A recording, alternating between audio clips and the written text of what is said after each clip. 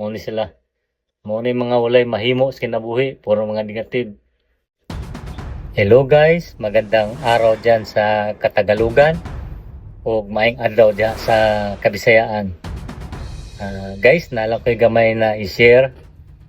Way back, long time ago, nung naging waiter pa ako dyan sa Davao, kasi isa man ko ka Davawinyo, naging waiter ko ni Mayor Rudy, kailakay ko niya, o nakailapod na ko si Bungo.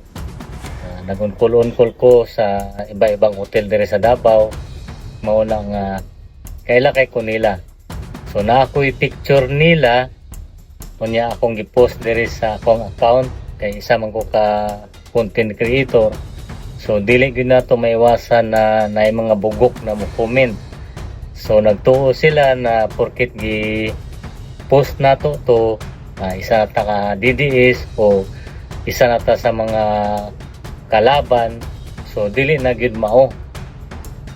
Proud lang ko na naging waiter ko niya, na siya naging presidente as mayor before.